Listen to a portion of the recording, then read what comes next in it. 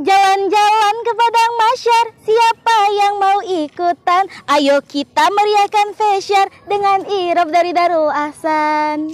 Assalamualaikum warahmatullahi wabarakatuh.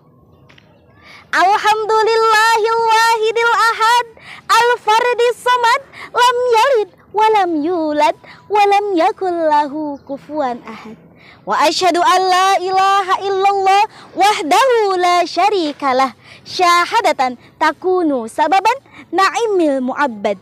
Wa asyhadu anna Muhammadan abduhu wa rasuluh, an-nabiyul mufaddalul musyarraful muayyad.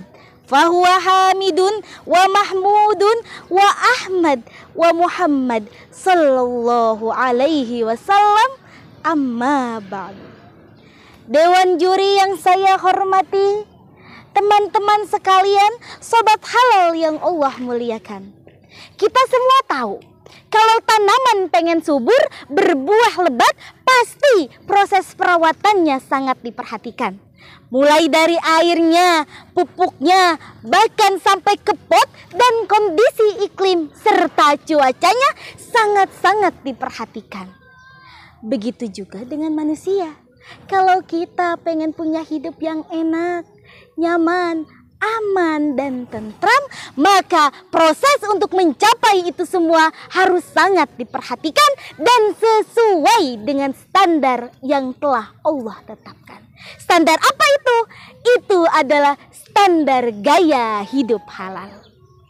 Di dalam Al-Quran, surah Al-A'raf ayat 26, Allah berfirman, Ya bani Adam qad anzalna alaikum libasan yuwari sawatikum warisha wa libasut taqwa dzalika khair. Hai bani Adam, sesungguhnya aku telah menurunkan dua jenis pakaian kepadamu. Yang pertama adalah pakaian fisik untuk menutupi aurat dan memperindah penampilan kita.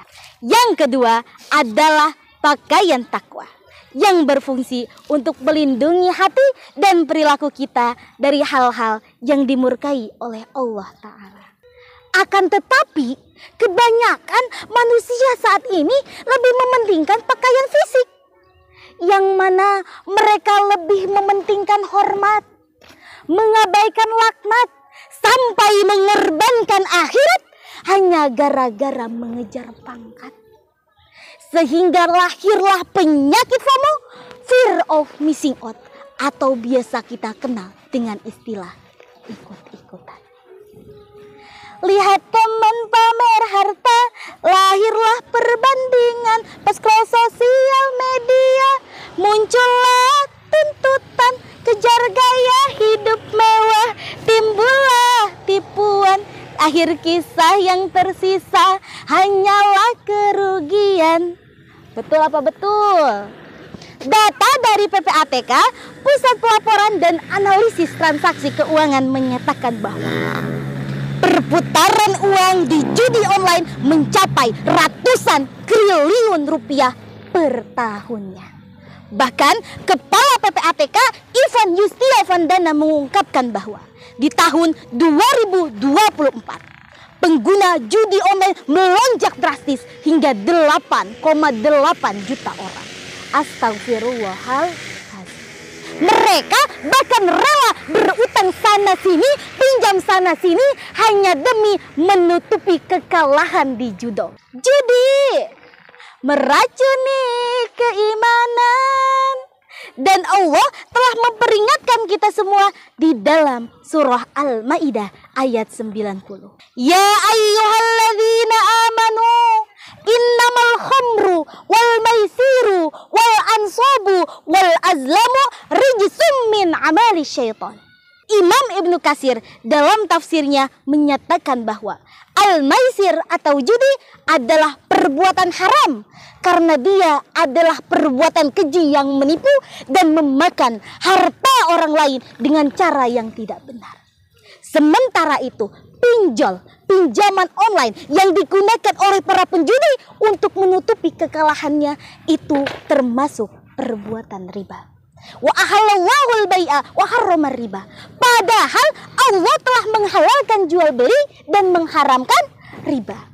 Syekh Abdurrahman As-Sa'di dalam tafsirnya menyatakan bahwasannya perbuatan riba itu diharamkan karena merupakan perbuatan keji, mengeksploitasi dan berbahagia di atas penderitaan orang lain. Sahabat halal, teman-teman yang ada di rumah, para generasi muda. Sesungguhnya perilaku judol dan pinjol ini tidak hanya merugikan kita secara pribadi, tetapi mengancam stabilitas ekonomi Indonesia. Anak muda yang seharusnya bekerja, membuka lapangan pekerjaan, berkreativitas, dan berkarya di usia emas mereka justru terhambat karena utang-utang yang menjerat mereka. Wa amma man khafa maqama rabbih wa nahan nafsa 'anil hawa fa innal jannata hiyal ma'wa. Barang siapa yang takut akan kebesaran Tuhannya dan menahan hawa nafsunya, maka surgalah tempat tinggalnya. Yang kedua adalah bersyukur. La in syakartum la azidannakum wa la in kafartum inna azabi lasyadid. Jika kamu bersyukur, aku akan mendapatkan nikmatmu. Tapi apabila kau kufur, maka azabku sangat pedih. Dan Rasulullah Shallallahu Alaihi Wasallam bersabda, "Unzuru ila man asfala minkum, wala tanzuru ila man huwa fawqakum, fahuwa ajdaru an la tazdaru ni'matallahi alaikum." Lihatlah orang yang ada di bawah kalian dan jangan melihat ke orang yang ada di atas kalian. Hal itu lebih tepat dilakukan karena kalau kalian melihat yang ada di atas kalian, itu kalian tidak akan mensyukuri nikmat yang telah Allah berikan. Dan yang ketiga adalah perbaiki literasi kita. Coba kita pilih-pilih dan kita harus bisa membedakan mana yang sesuai dengan kebutuhan, mana yang keinginan. Dengan itu kita akan terhindar dari pinjol dan juga judol. Siapa yang meninggalkan yang haram karena takut kepada Tuhan, pasti baginya akan digantikan, rizki yang halal kan digandakan, insya Allah. Mungkin cukup sekian dari saya. Wabillahi taufik wal hidayah. Wassalamualaikum warahmatullahi wabarakatuh.